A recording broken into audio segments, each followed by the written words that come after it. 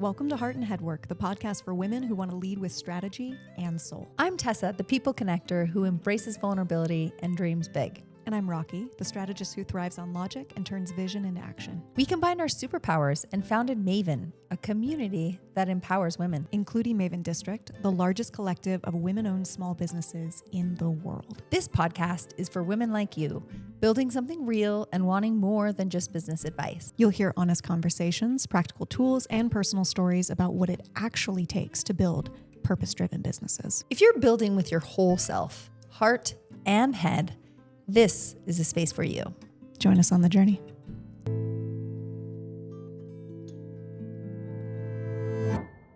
We're back. We're back. Welcome, y'all. Thanks for joining. We're here.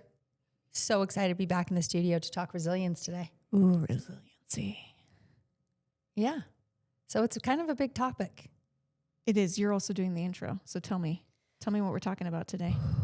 Well, The word. I think it's meaty, right? This is one that, for me, I was avoiding because as much as I can talk about it all day long, it just feels hard and big. It shocked me that when we talked about which topics we're going to be recording, that the one that was the most challenging for you was resilience, because I feel like you do this great. I do feel like I'm a resilient person, but to break it down in the ways we're trying to break it down today, which today we're going to be talking about what we think resilience is and maybe where we differ, and asking what you think resilience is, and then sharing some stories and also some really hopefully applicable moments or tactile ways. Tactile? Well, they're going to be tactile when you apply them. So, Okay. Yes. Tactical. Tactical. Thank you. Tactical ways in which you can build resilience in your own life. And business, because it all comes back one to business. Big mixing bowl. And then we want to hear from you, of course, at the end. Talk to me about a rose and thorn from this past week. Something that feels really tender for me right now is my youngest 4-year-old, a little girl named Liv. She is a Spitfire, and I love that about her so much. But she recently got diagnosed with celiac disease, which just means her body can't process gluten, and it attacks every time she has it. Her body attacks herself essentially and makes it so she can't absorb nutrients. So she gets sick all the time. And does this explain why she's so tired? And tiredness. Yeah. Yeah. Okay. That's how we started to really nail into what was going on through some blood work with her pediatrician.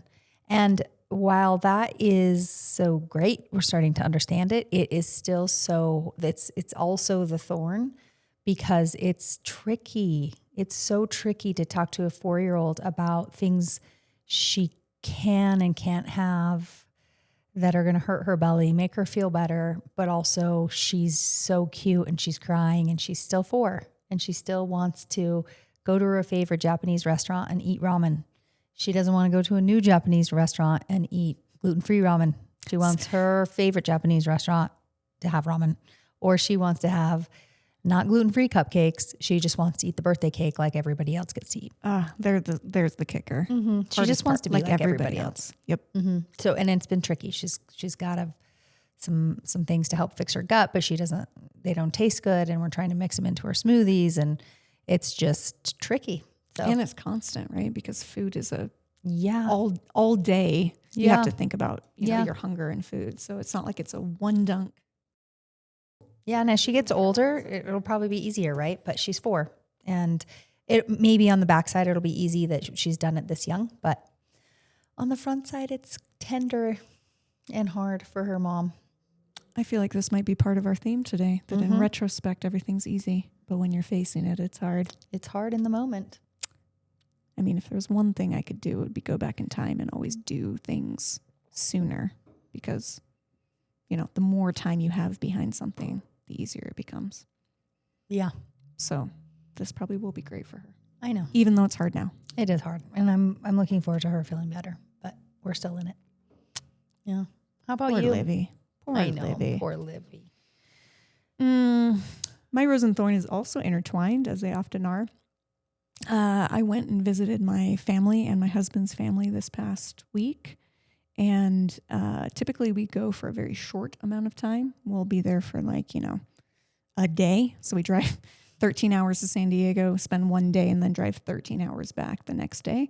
And that is really avoiding, just like getting in, getting out real quick. And Gianni's grandmother, who is 95 years old, we call her Nani, she was down there. And so we elected to stay longer than normal to spend more time with her. And I'm sure everybody knows this, but man, families can be challenging. I love both sides of my family, but obviously we have, long history together. And so I don't always get along with everyone. And I do a lot of suppression during my time with them and falling back into old habits. And this week it was a conscious effort, both of my husband and mine, to lower the bar, have less expectations of what our families were going to do for us, and focus more on what can we do to serve them. And that is the rose, because the fucking magic that broke open during that week was epic. I spent an entire day with my parents, which may seem easy to some, but to me that is hard. And we did not have a single argument. That doesn't mean there wasn't conflict, doesn't mean I didn't feel disappointment or sadness or embarrassment or all these other things. But at each point of those feelings, I asked myself, how do you want to respond? Do you want to respond with an expectation of your family that has proven historically not to yield the result you want? Or are you going to choose the path of what can I do? What action can I take in this moment to serve my family? So it were things like, I feel embarrassed. I'm going to give my dad a hug. I feel angry. I'm going to tell my mom that I love her. And the magic of that was you end up feeling better. Yep. And probably everybody softened, right? It's the right path for both sides, not just them. So you're serving someone else, but you're also serving yourself. And we lasted a whole week. Proud of you. Mic drop. Which I won't do. Save these delicately sensitive mics. So that's my rose and thorn. So, now that I feel uncomfortable sharing that with the public, let's move on. Let's move on to the meat. We're so different. I feel more comfortable when I share something uncomfortable. And you feel more comfortable when Did you notice I had my pen down because I was like, oh, you're fidgeting. Don't do that on camera. And then during the conversation, it was like, avoid eye contact, pick up the pen, do this. This is what I mean by old habits, right? They just crop up without you thinking about them. Family does that. Yeah, but I mean, you've been so conscious about trying to switch those patterns. So excellent job. I am. Good job. Mm-hmm. Good job. Good job. Good job, doggy. Good job, doggy. So I want to talk about, there is a quote that I think will kick us off on this, because you and I both have very similar but different thoughts on resilience. My favorite part about us. I know. Similar but different. Similar but different. But same. And this goes back to probably everyone in the world. We can all find commonality. Yeah. This is why we're doing it. That's why we're putting in the work. You want to read the quote? You want me to read the quote? You read the quote. Okay. I don't have it memorized, but it is a great quote that Sydney, our producer, found, and it's what kicked off this conversation. Hats off to the Sid.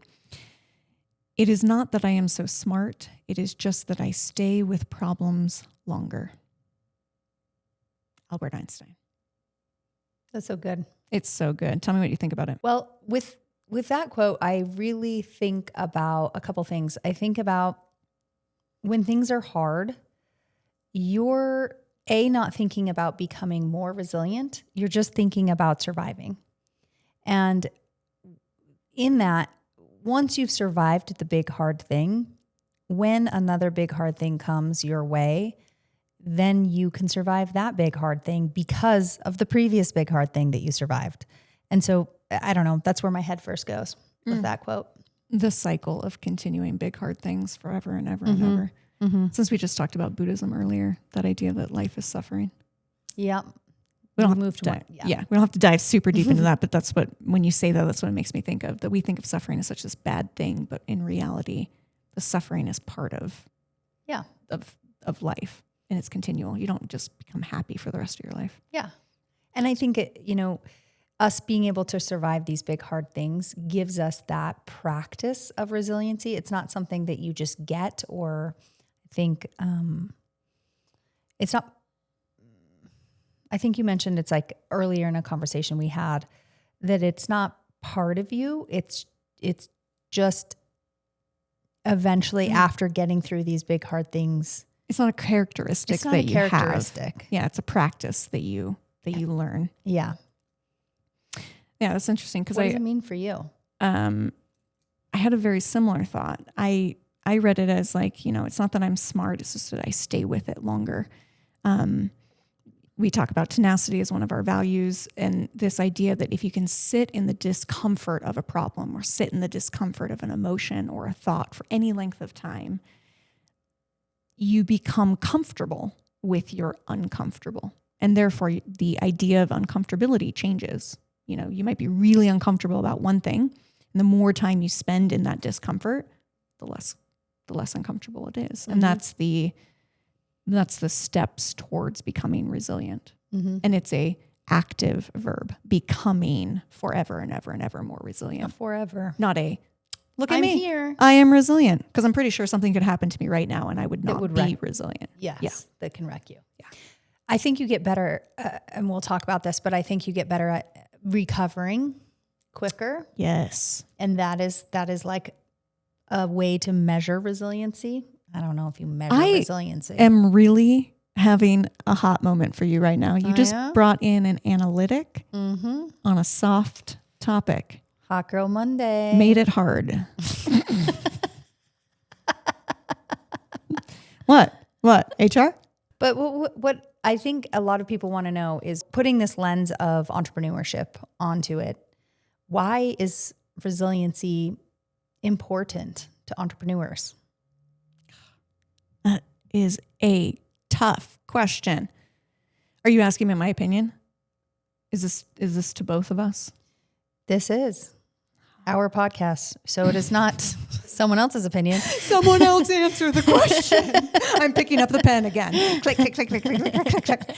I think I think that from adversity, as Heather told us earlier, that from adversity, we sitting with that uncomfortability, we get to a new level of comfort. And when you're an entrepreneur, you face a lot of unknown, and there's a lot of room for growth.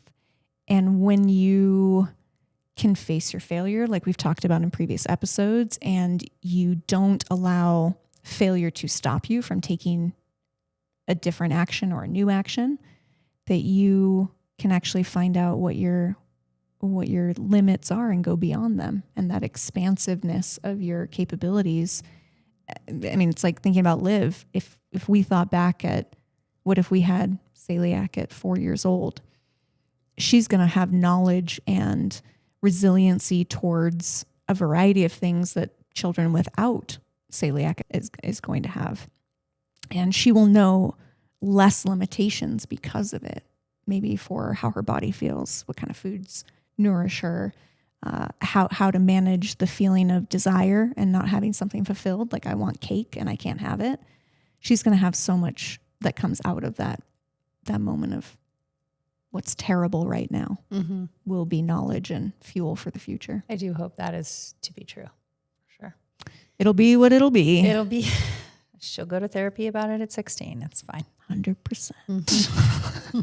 Therapy is great, though. This is why we have it, because, but yeah. I don't know. I think I agree with you. I think it's something that we look for, I would say, in the people that we want to work with. If they do not have resiliency, whether it's from an employee standpoint or even a tenant standpoint, we are looking for that quality. We are looking tenacity for people to be open to learning how to be resilient. Yeah. So they have characteristics around that. Yes. Yeah. Which is maybe the tenacity is the characteristic, and resilience is something that you learn from life experience. Maybe? Question mark? Question mark? Yeah, I don't actually know. It's who I want to work with. It's who I want to be friends with. It's even what I want to read. I don't like reading books with weak heroines. I want a strong heroine that's going to get back up and take charge of her life. So we're looking for people. Oh, I love this idea of we're looking for people because the people you surround yourself with are the people who you become. But the idea that they are, they have had adversity and they have been in discomfort, because everybody learns more from that, I think is what we're intending to say about how we hire. Yeah. And even, you know, the people that we're going to rent a retail space to, retail is one of the hardest industries ever. I want someone that has experienced resiliency, because if you don't have it in and you're going into being an entrepreneur, the first hard time where you can't pay your rent or can't pay your employees, like that's it, you're out. Yeah, let's reframe this quote. It's not that I am so good at business. It's just that I stay with the business problems longer. Yeah. Thanks, Albert Einstein. Yeah. That's right? truth. It's like, we know hard things are going to come in being a small business owner, but it's whether or not you're going to stay in the game. Yeah. Right. Tell me about you staying in the game. Oh, well, it's like you're reading my notes. You don't even have my notes. I can peek you see them. I would say that I grew up with a really cool set of parents and really cool siblings that were just hard fucking workers. We worked our ass off with everything. And our family value was Arnesons never give up. And it's adorable. Probably there are times in my life maybe I should give up. Fraught with needs of therapy. Sure. But I do think it made me a super hard worker. And I played a lot of sports growing up, and tennis is what came to mind, because tennis is one of those sports that I think breeds resiliency. You can be down to match point, and that means you are 1 point away from losing the entire thing. You could turn around and win that match, which I think is bomb. There's not very many other sports that you can do that. I literally don't know enough about sports to say that, but I am tracking. Yeah. Okay. So you can come back. I grew up playing tennis at a pretty high level, funny old chapter. And it just was this inherent, like you could have the worst day ever and be playing the worst person and still be losing to them. And then you at any point could dig deep and turn it around, maybe, and come back and win, which I love. I love. And it's a quality that I hope I can pass on to my kids, of this idea of like, it really ain't over till it's over. Mind fuck. It's never over. Yeah. But the match. Okay, the match might be over. But the opportunity to win again or do differently. Yeah. Okay. And then also like going along with this, I think, yeah. So how do you apply that to the whole business, the business world? Well, we've all had moments in work and in life. I don't think resiliency, it knows no bounds, right? Whether it's on our personal side or our work side. But I chose a couple moments here that I think were big, hard moments for me, that over the course of many years, I have looked back at them and learned from them and continue to learn from them. But, several years ago, it was about a year into Maven being open. Yeah, it was pretty early. And I was walking into our Pilates studio, and there was a neighbor of Maven that continuously parked in our parking lot, and it was taking away our parking.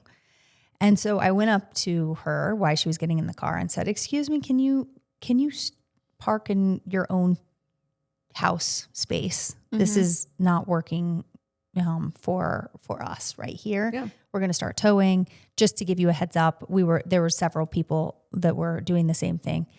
And she turned around and unleashed the wrath that she had been holding up for a couple years because she lived next to a really huge construction site.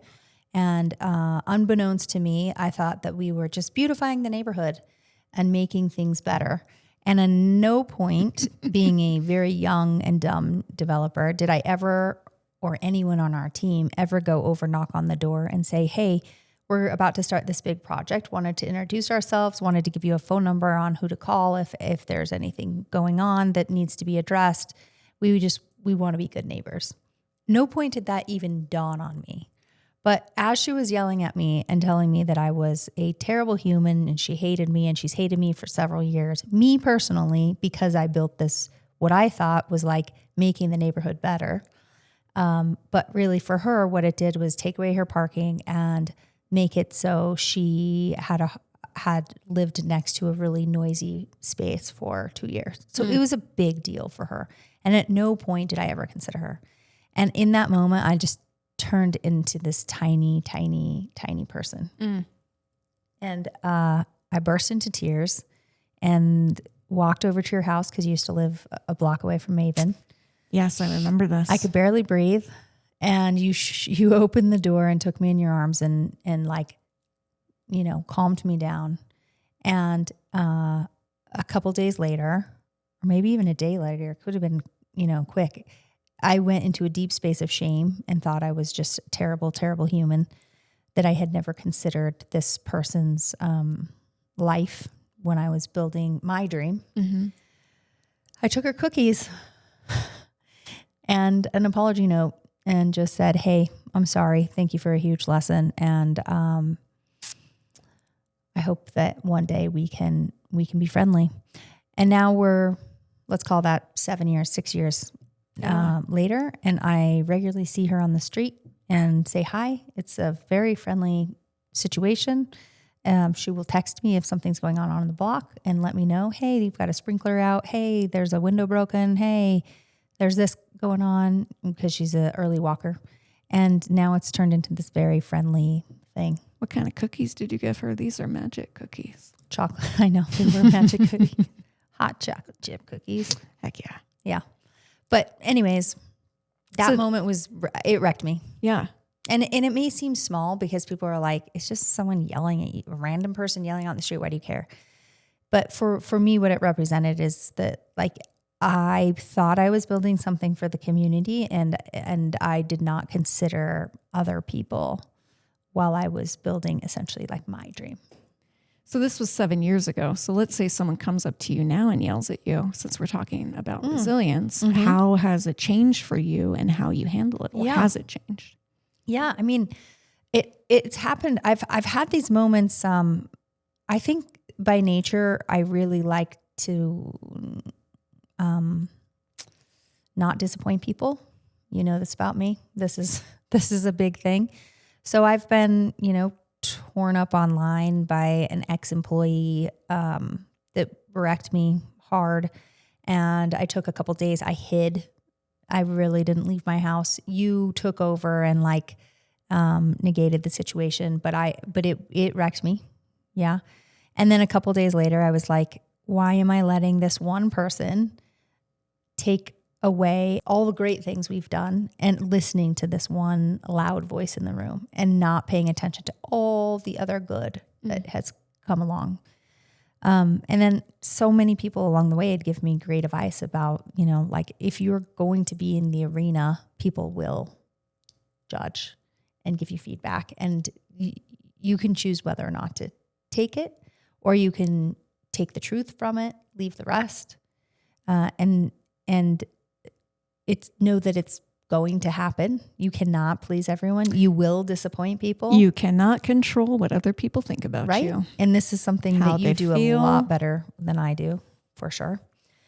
And then most recently, I was yelled at by a parent of an employee that exited Maven, and it also wrecked me. But the thing that was different about this one was this similar in someone's yelling at you? So same situation. Yeah, I have a hard time when people yell at me. I think it's a lot to do with being raised in a bit of a yelly household. That was our default. So I do crumble Yeah. Yeah. That's your When old even habit. voices are just like raised, I still crumble and cry. But in this particular time, it was really interesting because I stood up for myself in a much better way. I stayed really present, which often with really high emotions, I can black out Yeah. Same. and just like sweat and forget everything that happened and cry. Actually, I don't really yell. I don't really yell back it's at people. get out of the discomfort as fast as you just can. like Shut down, cry, and and just like let them roll over me.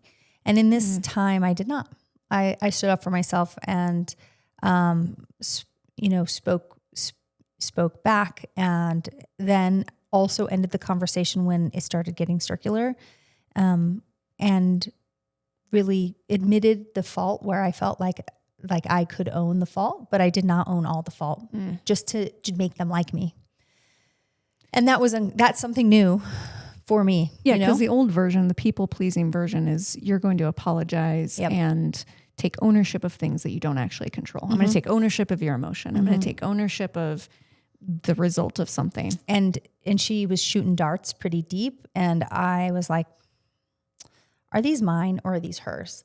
And that was such a moment, even in the conversation, and then quickly after, I did like a really quick boom, boom, boom, boom, boom on how I managed those emotions, and it wrecked me, a little bit, like a couple hours after. But honestly, I was able to like dust off my shoulders and live like pretty quickly. And I really think it was a source of like these buildup of, I am still practicing not pleasing everyone. And these seem like small moments. Like some people are like, I can't believe those are your hard moments. But for me, as who I am and who I just want everyone to understand my intention, and I want to love everyone and I want them to love me. Those are my big hard moments. The other stuff is like, I'm built for that. But this stuff is way tender and hard for me. Well, that's probably a great way for us to reframe resilience. It's not a characteristic. It's something you have to practice for the things that you are sensitive to, tender about, lack confidence in. So for you, having someone yell at you is that feeling of retreat. Resiliency does not come natural. You had to use these tools to get yourself there, to sit in the discomfort of how that made you feel, which it sounds like it made you feel as though, correct me if I'm wrong, but not worthy, or that you were, well, you tell me what, I mean. Well, I really, really hold close to my heart, like that I take care of the people that work with me. And to be told in basically all of those instances that I do not do that. Yeah, you're disaligned with your core important value of yours. It's like a very important thing for me to make sure people feel valued, or that I'm quote unquote like doing it right as an employer, which everyone is going to have a different definition than that. But for me, that was like, it just like this, like heart shattering. But in the final example, it just was like, yeah, that's painful. And there's definitely, I'm going to look back. It's called the review. Like you look back at the conversation after you've come down and found some neutrality, and you've like owned your shit. I could own my shit of the pieces of like, yeah, maybe we could have done that better. But the rest, we're solid on. And that's okay. And the rest is also her own history of what she's bringing into the moment as well, right? Which I can still feel empathy and tenderness towards. Mm-hmm. I'm also hearing that like your resilience is being built through getting yelled at, and at the same time, you're taking ownership for what you can and can't control simultaneously in that, right? Like not just taking ownership and then acknowledging that's it. Yeah. It's recognizing I can't take ownership of these other things too is an important takeaway I would hear. Because otherwise it could just be read as self-blame, that you're just but self-blame in fact would be taking on things you can't control. Yeah. Her feelings, that's blaming yourself. Yeah. Like own what's true. Yeah. Don't own what's not true. Yeah. And I think staying present in it is really important you mentioned earlier, like staying in the uncomfortability of it. Because that's how I could work with the reaction. So I was able to stay relatively, I didn't scream or yell or cry which is okay to do all of those things, of course, but it was just a much different reaction than my previous reactions. You chose your reaction. I was just being able to be a little more even and calm, which is my preference for this kind of conflict. I also heard that your resilience is being built out of the fact that you are able to turn around faster. And that's probably another key definition of resilience, is that it's not that you don't ever experience the feeling of discomfort or the feeling of shame. It's that you don't stay in it for as long as you did before. You are now more comfortable managing that emotion. You have more tools around that emotion or that scenario that is creating the emotion. Yeah. To evolve through. Yeah, I really do. I think you can, with practice, you can drop it easier. And mind you, it's hard to say every time you experience resiliency, it'll get easier, because there's different areas of your life that you'll experience it. And so it may become like a different area may completely wreck you, where you're like, what the hell? I thought I was resilient. But in this particular instance of getting really public feedback or being yelled at, like these moments, that is where I've become more resilient. But if you were to throw something else at me that maybe I haven't experienced before, that is hard, some of those lessons will definitely transfer, but they might not all transfer. You might be, I'm not going to say starting over, because you're still bringing you still get to bring all your learned and lived history. But you may have to rework some of that too. But, time is also helping. I would also say that if someone could yell at you and you could still consider yourself resilient, and you may not be in that moment as resilient as you want to be. That's that things aren't linear. Mm-hmm. So resiliency, yes, is built, but also if you have a moment of not having it where you think you should, it's also okay. Yeah. You can't be constantly resilient. That would probably be suppression rather than the actual. It's a lot of pressure. Yeah. Yeah. Yeah. That's too high of an expectation. Yes.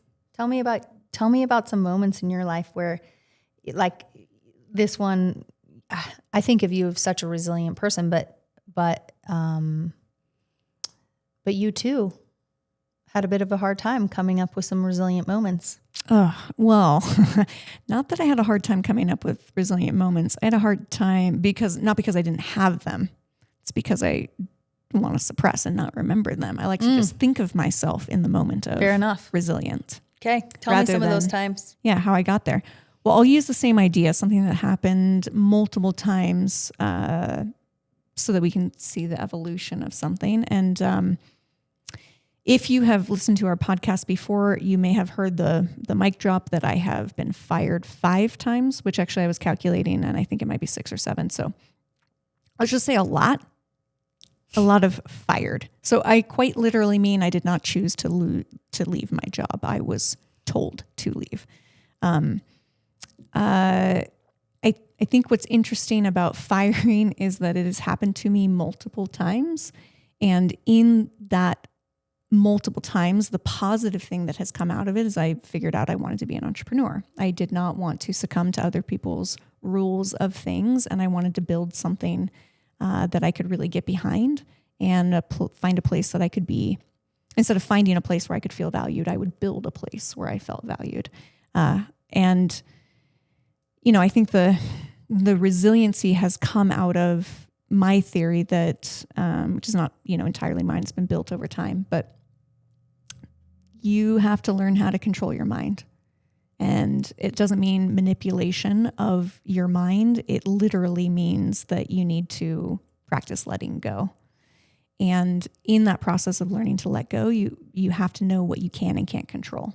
So in these instances of firing, the first one, when I got fired, it was, this isn't my fault. This is your fault. I'm a great employee. You're missing out on the gold. No ownership. No ownership at all. And that's very much a blame game where, clearly I did something. It doesn't mean I did something wrong. It just means I did something. That you had some part in it. Yeah, that created the action where someone felt like they needed to take the action of firing me. And, the second time that it happened, it was, oh, okay. There's the emergence of a pattern. I got fired again, which is always a nice thing to be able to say. What happened this time? So taking a little bit of ownership. But at that point, it really destroyed me. It felt like I was worthless. And that's also too far on the pendulum. So the first extreme is I don't take any ownership. The second extreme is I take ownership for everything. And I've always been good about people's opinions of me when it comes to, I don't like the way you're dressed, or you have acne, or whatever it might be. That never actually really bothered me. So I started exploring what did I do really well in those scenarios where I was, not that I was unbothered, but that I didn't feel a lack of self-worth. And how can I apply that to getting fired where I clearly feel very taking your lack of strength worth. And moving it to somewhere else. Yes. This is like habit stacking. This is habit stacking. Exactly. And I think the self-worth came from, well, again, what can I control? I can't control that somebody doesn't like the way I'm dressed. It's a matter of how do I feel? Well, how do I feel about being fired? I never wanted to think about that. I didn't actually want to spend any time in my emotions. I just wanted to suppress it and move on. And the key was, all right, well, how do you feel? And what are you going to do about it now that you know how you feel? And I think that was the big shift from early firing to later firings. And progressively throughout that, I had to learn how to apply these other techniques to this technique, this scenario. And by the end of it, it was like, oh, well, I got fired and I've been fired 5, 6, 7 times. I lost track. What does this mean? Maybe I'm doing something really wrong in my life. And these are signals that I need to sit in this discomfort of what that really means. And I found out I was scared of being an entrepreneur because that could be a true level of failure monetarily. Mm-hmm. You are fully now responsible for your finances. And for me, that was security. That was my survival mechanism. If I have enough money, I'm Scarcity. safe. Yeah. So entrepreneurship was always an unsafe space to be. And getting fired was really, I think, the lesson I was supposed to learn is you gotta be scared. You gotta just step into the fear about money. And then that left open this beautiful door. But the resilience of, it's not even that like if I got fired now, I wouldn't be able to handle it. It would just be that I can process it differently. Mm-hmm. I can think about it differently. I can take different actions, and I have a broader scope of that scenario. And the learning point that I think you put it so beautifully, I can take my strength and put it into something else. I can now take these strengths and move them into all areas instead of just one area. And so I also think the resilience is about the breadth of your resiliency.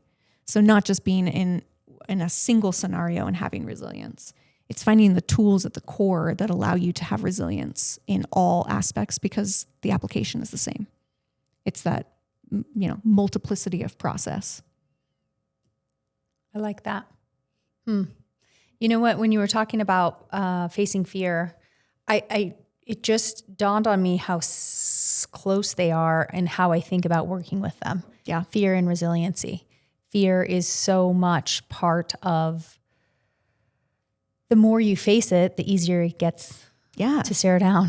And the more things, and which of course some people's front part of their lives is hard things. And some of that comes at the, middle or backside of people's lives of where resiliency is built. But fear is very similar.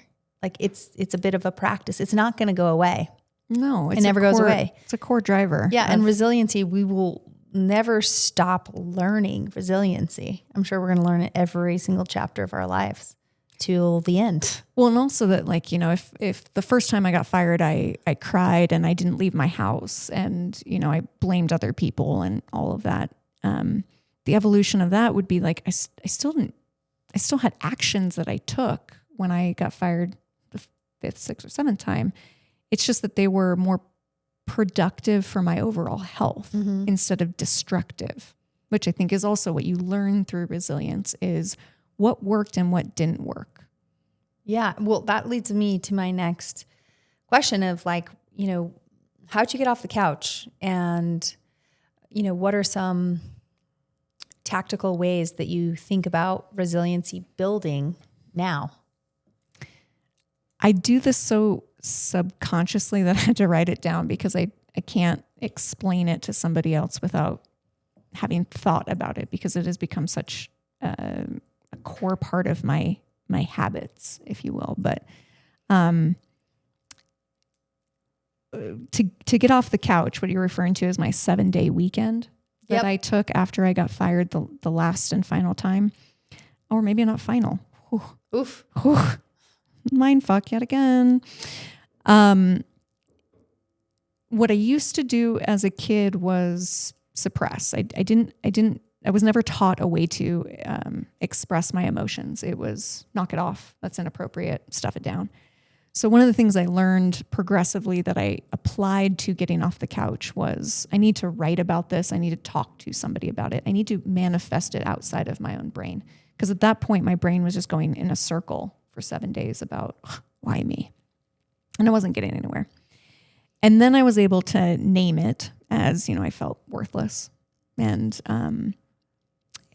I allowed myself to feel worthless. I had acceptance for that feeling rather than skipping to, I don't want to feel this way, I'm going to get out of it. So sitting in that moment and giving myself permission, and just because I felt worthless didn't mean I am worthless. And that being a big distinction between the two things. To then have that sense of peace with yourself to reframe it. Mm-hmm. The reframe, the important, you know, I can't change the past. I got fired. I can't change how this person felt about me. They fired me. I sure in the future I can change my behaviors and my actions so that maybe I don't get fired. But all of that is irrelevant because I can only affect what's happening right now. So right now I am feeling worthless. How do I reframe this situation?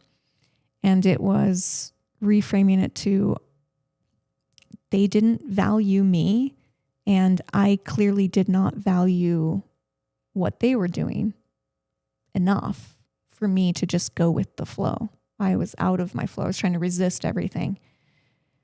Let's reframe it. Let's stop going back and trying to find a job. Let's make a job. Let's build something. And that took another couple weeks, years, months, long time to actually like think through. I became a consultant really quickly afterwards, but it didn't mean I had processed it. So this reframing took a really long time. And then it was, okay, well, if I know that that's the reframe, I want to be an entrepreneur. How do I get there? Small baby steps at a time. I'm going to go create an LLC. I'm going to go ask someone if they want my services. I'm going to go, you know, so I didn't just become an entrepreneur. It was, I am becoming an entrepreneur step by step. So those are my 5. I like to do things in prime numbers. So, you know, expressing it out loud through writing or talking, naming it, giving myself permission and acceptance to feel that way. Huge for me. I did not have that as a kid. Reframing it, which I think I'm always really good at. But the 3, the acceptance, permission is, I think, where a lot of us step over. We get right into reframing. I am unhappy. I want to be happy. Therefore, I am happy. That's not how it works. It's taking that time and acceptance. And then the small steps I'm also not great at. I like to go big. So learning the little steps, step by step, can get you there. And it also probably gets you there faster if you don't force it. So that's my That's how I hard got lessons. off the couch. Sounds so easy, right, guys? Sounds how to get off the couch. Easy. I'm It's gonna write not a so book. easy. It's not so easy. But there's so many people that have written books for our resources that are some of my favorites, because I talked to you all about some of the ways that I love to do it, which is the review, is it true? And then working with your emotions just a little bit, how Rocky was talking. But a few people that really, really speak to this really, really well. Byron Katie, if you don't know her, look her up. She will probably change your life in a very few amount of words. And she says 4 things can shift you out of this. She says, is it true? And then for me, that's when I leave the rest. Number 2, can you be sure it's true? For me, that is, what history of theirs are they bringing to the situation? Number 3, how do you react when it happens? For me, that is, and Rocky, that is, how do you work with your emotions in that moment?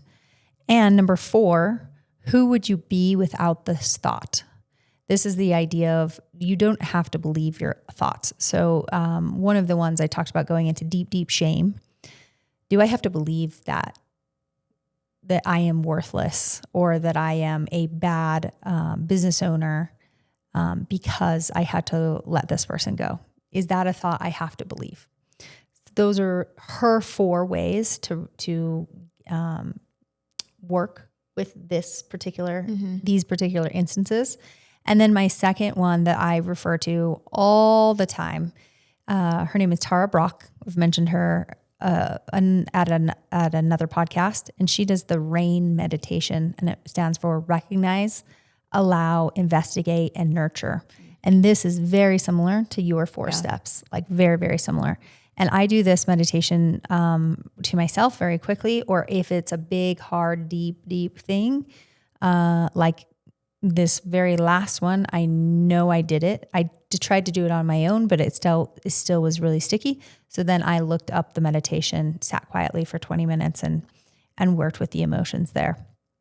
And then my last one that I wanted to bring into the table, because we talked about really tangible ways that you can bring in resiliency or learn from resiliency when you've gone through the hard things. Liz Gilbert, who I just adore her newsletter, jump on it. It's so good. She talks about this concept a lot, but she brings another lens to it of to stop trying so hard. Resilience also happens naturally with love and time. Time being the key. Mm-hmm. Time, I mean, is everything. Yeah. Like It we're working takes time. so hard with all these things. Let's journal, let's meditate, let's cry, let's stomp our feet, let's lay on the couch, all these things. And those are all helping, but also some of the big thing that's happening without you trying is time. Yeah. This is taking it full circle back to the sitting in your discomfort. That is also The part allowance. of the time. Yeah, that you can't just snap your fingers and be on the other side of something. You learn by going through something, sitting with something, and becoming more comfortable with the uncomfortable. Yeah. I And like this that. idea of grander love, universe, God also helping you through and healing. And I love that. I love that release of me holding on to control and also letting something else heal or help me learn my resilience. Let it go. Our thinking mind becomes our servant rather than our master. Yeah. Any resources that you feel are can't miss?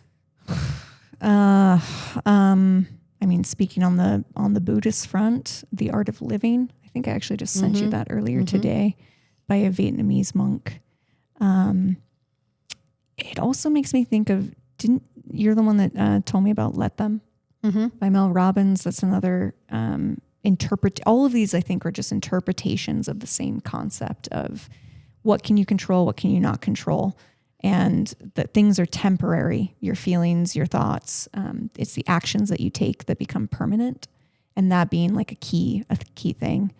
And I can probably think of a few more, but I'll add them into the Show mix at notes. the end. Yeah. Thank you.